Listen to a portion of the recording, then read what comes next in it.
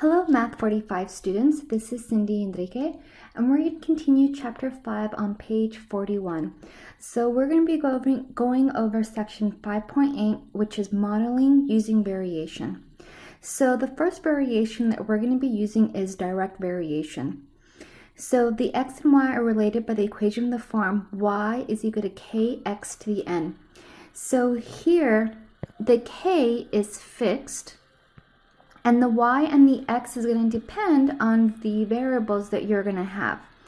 And again, this is for direct variation. Okay. So let's take this into our example. The quantity y varies directly with the cube of x. If y is equal to 25 when x is equal to 2, find y when x is equal to 6. So this is actually a two-part problem. So the first part is here, it's given to us if this, when this. So that we call part 1. Sometimes it's just important to understand what the vocabulary is. And then the second part, part 2, is find y when this. So this would be my part 2. So anything that says variation, that variation is going to be two parts. So here it varies directly, so we know what the formula is going to be. So we have a couple of things. We know our general formula, and we know the general formula to be y is equal to k times x to the n. And k here is always going to be fixed.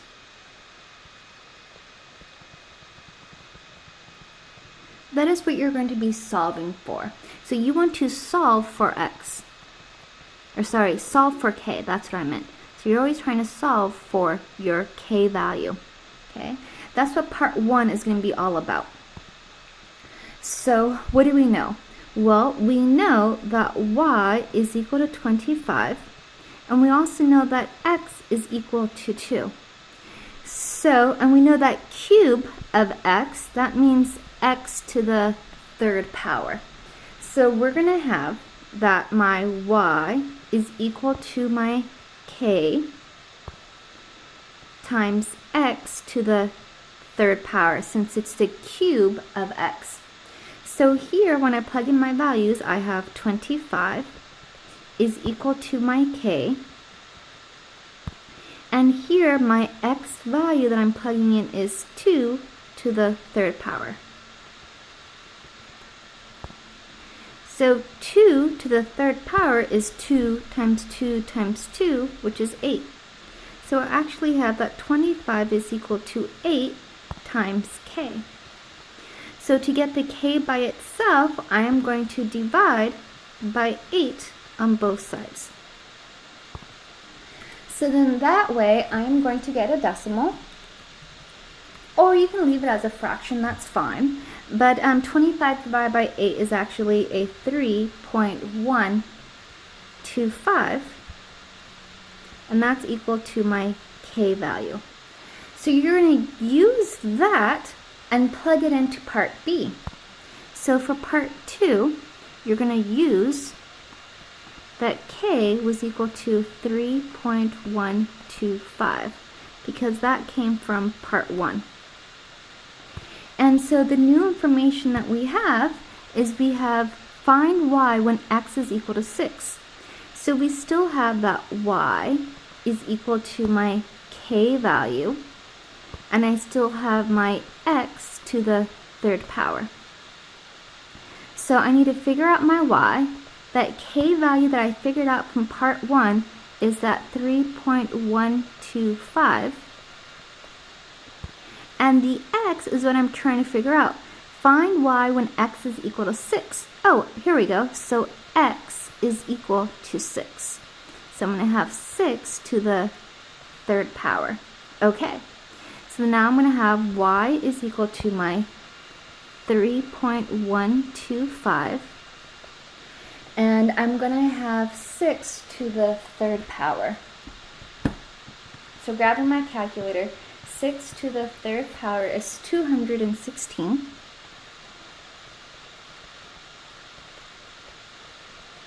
And so 3.125 times that 216 gives me 675. And that is going to be my final answer. Okay? All right. So hopefully that helps you with direct variation. So the next thing we're going to be going into is our inverse variation. So our inverse variation is very similar to the direct variation, except now it's going to be a fraction. And you still have that letter K that's going to be fixed. So we're dealing with inverse variation. And here K is still fixed, but now it's going to be in a fraction. Okay. So what does it tell us to do? Well, it says a quantity y varies inversely with the cube of x. If y is equal to 25, when x is equal to 2, find y when x is 6. So again, we have varies and we have varies inversely. So I'm going to go ahead and make sure that I draw my line so that I have my part 1 is always going to be finding my k value.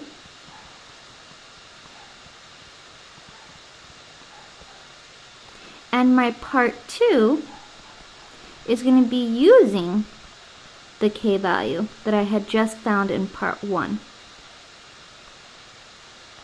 Okay, so let's see. So for part 1, it says y is equal to 25 when x is equal to 2. So all of this is going to go into my part 1. So I know that y is equal to 25 and x is equal to 2. And so my general equation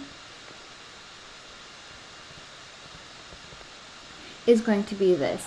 I know that y varies inversely, so I have my k value up on top. It's going to be a fraction, and it says with the cube of x.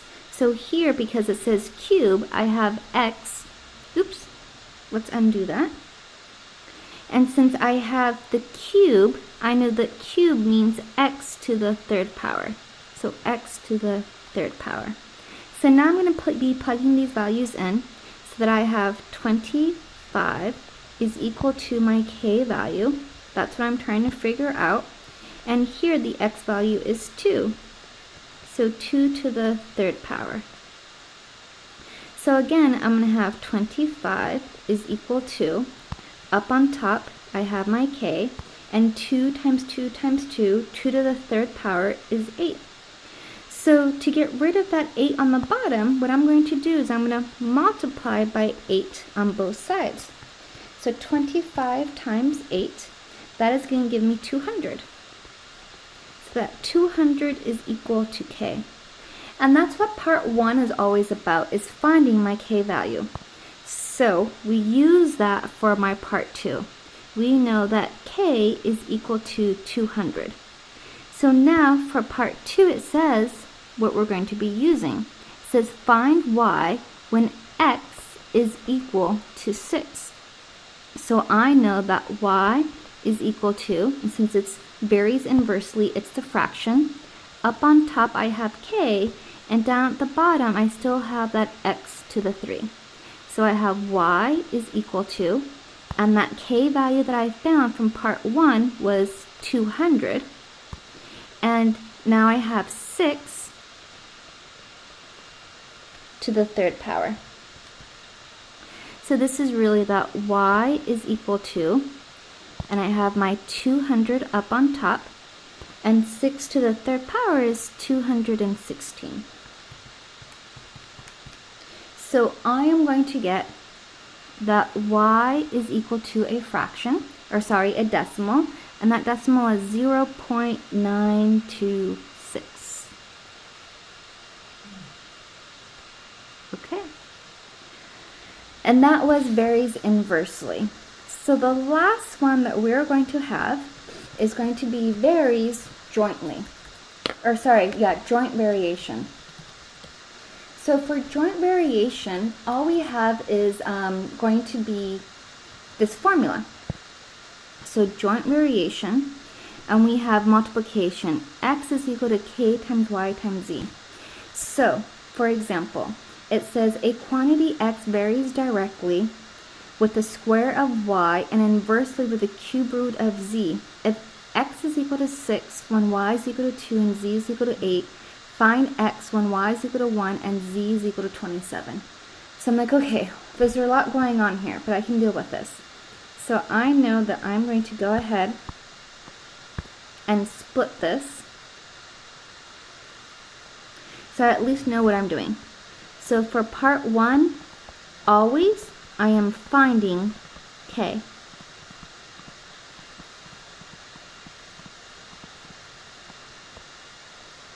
For part 2, I'm going to be using the k value that I found. So for part 1, we need my general equation. So I'm going to read this a few times. It says a quantity x varies directly. So here we go. It says x varies directly with the square of y and inversely with the cube root of z. But that key word is that it varies directly. So, okay. So that tells me that my general equation, I'm going to have x, because that's the letter that I'm dealing with. And since it varies directly, then I know I'm going to have my k. Now it's going to be multiplied by something. Varies directly with y, so there's with y. With the square of y, so square of y, that means y is going to be squared. So y has a degree of 2. And inversely, and it says inversely with the cube root of z. So that inversely tells you it's going to be a fraction, and it says the cube root of z, so here's z, and if it's the cube root, then that's going to be with the index of 3. Okay. So that's going to be my general equation. So for part 1, it specifically says if x is equal to 6, y is equal to 2, and z is equal to 8. So this is what I have. I have that x is equal to 6, I have that y is equal to 2, and I have z is equal to 8. So I'm going to be plugging all of these values in. So I have x is equal to, and I have the k that I'm trying to figure out, so that's fine. And here, my square, the y value here that I'm plugging in is 2. And don't forget, I have the third root of z, and z is 8. So I'm going to have that x is equal to, and I'm trying to figure out the k value. So 2 squared is 4. The third root of 8, what number multiplied by itself 3 times gives me 8? That's 2. So now I still have my k there. And I have 4 and 2. So that can actually be reduced. 2 goes into 4 twice. So now I have that my x is equal to 2 times k.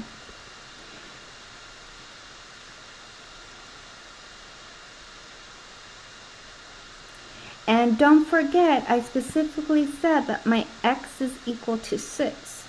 So I could have put it in the beginning, or I can just put it in now, so that x value is really 6. Okay. So yes, I could have plugged it in at the very beginning. I just decided to plug in at the very end, which is fine. There's different ways of doing this problem.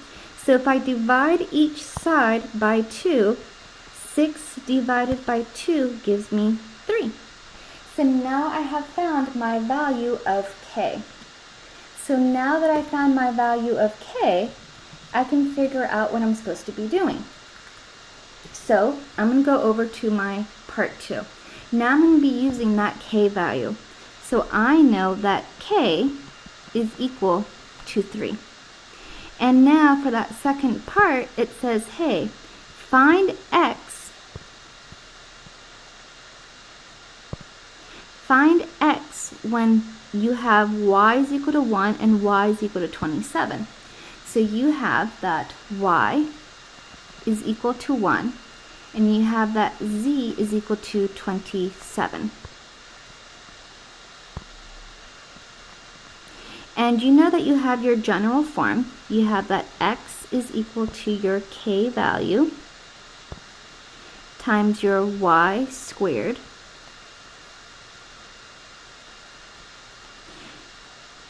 that is very messy here. Let's rewrite that. All divided by my z to the third power. There we go. So now I'm going to be plugging in my values. So I have my k value equal to 3. I have my y value as 1. And I'm going to have my third root of z, and that z value is 27. So up on top I have 3. And of course 1 squared is just 1. The third root of 27, so 3 times 3 times 3 is going to give me 27. So the third root of 27 is 3. So x is equal to 1. So x equals to 1 is going to be that final answer. And that's how I have my joint variation. So always with these variations, find your k value, then part 2, use your k value. Okay, and that is the end of section 5.8.